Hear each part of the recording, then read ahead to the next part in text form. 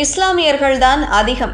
ஆனாலும் சோமாலிலாந்தை தனி நாடாக அங்கீகரிக்க முஸ்லிம் நாடுகள் மறுப்பது ஏன்? பின்னணியில் இஸ்ரேல்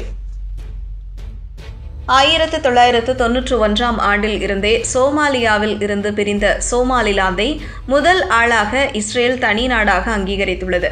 இதற்கு பாகிஸ்தான் உட்பட இஸ்லாமிய நாடுகள் பலவும் கடும் எதிர்ப்பு தெரிவித்துள்ளன. சோமாலிலாந்தில் சன்னி இஸ்லாமியர்கள் அதிகமாக உள்ள நிலையில் முஸ்லிம் நாடுகள் அங்கீகரிக்க மறுப்பதன் பின்னணி பற்றி இங்கு விரிவாக பார்க்கலாம். கிழக்காப்பிரிக்க நாடாக சோமாலியா உள்ளது. இது இந்திய பெருங்கடலை ஒட்டி அமைந்துள்ளது. மறுபுறம் செங்கடல் மற்றும் ஏடன் வளைகுடா உள்ளது.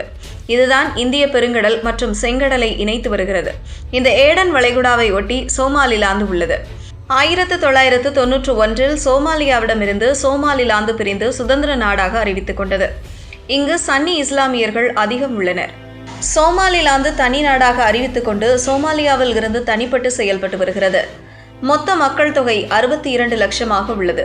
சோமாலிலாந்தின் தலைநகராக ஹெர்கெய்சா உள்ளது. அதிபராக அப்துர் ரஹ்மான் முகமது அப்துல்லாஹி உள்ளார்.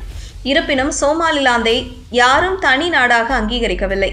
அனைத்து நாடுகளும் சோமாலியாவின் ஒரு பகுதியாகவும் இன்னும் சில நாடுகள் தனி சுதந்திர பகுதியாகவும் பார்த்து வருகின்றன.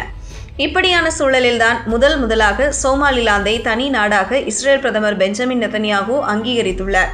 இது தொடர்பாக சோமாலிலாந்தின் தனிப்பட்ட வளர்ச்சிக்கும் கல்வி, மருத்துவம், விவசாயத்திற்கும் உதவுவதாக தெரிவித்துள்ளார். இதற்கான ஒப்பந்தம் கையெழுத்தாகியுள்ளது. இஸ்ரேல் என்பது யூதர்களின் நாடாகும். சோமாலிலாந்து சன்னி இஸ்லாமியர்கள் நிறைந்துள்ள நிலையில் நெதன்யாகுவின் இந்த நடவடிக்கை பேசும் பொருளாகியுள்ளது. சோமாலிலாந்தின் தாய் நாடான சோமாலியாவில் தற்போது பல பிரச்சனைகள் உள்ளது. உள்நாட்டு மோதல், பசி, வறுமை, பட்டினி உள்ளது. ஆனால் சோமாலிலாந்து மக்கள் சிறப்பான வாழ்க்கையை வாழ்ந்து வருகின்றனர். அங்கு உள்நாட்டு போர் இல்லை. இங்கிருந்து கால்நடை ஏற்றுமதி, தொலைத்தொடர்பு மற்றும் துறைமுக சேவைகள் மூலம் பணப்புழக்கம் உள்ளது.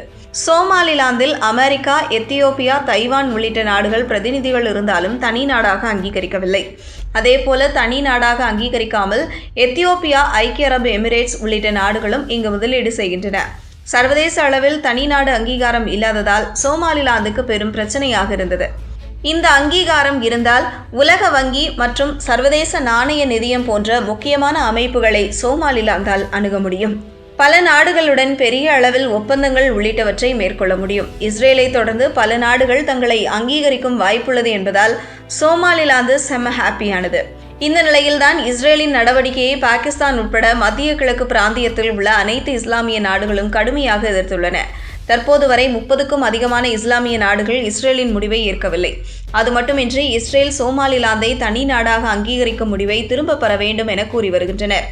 சோமாலிலாந்தும் ஏமனும் பக்கத்து நாடுகள். இரு நாடுகளுக்கு இடையே கடல்தான் உள்ளது. இதனால் சோமாலிலாந்தை தனி நாடாக அங்கீகரித்து அங்கு இராணுவம் அல்லது விமான தளத்தை அமைக்க இஸ்ரேல் திட்டமிட்டு வருவதாக கூறப்படுகிறது. இது மத்திய கிழக்கு மற்றும் ஆப்பிரிக்க பிராந்தியத்தில் பெரும் பாதிப்பை ஏற்படுத்தும். அது மட்டுமின்றி எண்ணெய் வர்த்தகத்திலும் மிகப்பெரிய தாக்கத்தை ஏற்படுத்தும். இதனால்தான் பாகிஸ்தான் உட்பட இஸ்லாமிய நாடுகளும் ஆப்பிரிக்க ஒன்றியமும் இஸ்ரேலின் நடவடிக்கைக்கு கடும் எதிர்ப்பை தெரிவித்துள்ளது.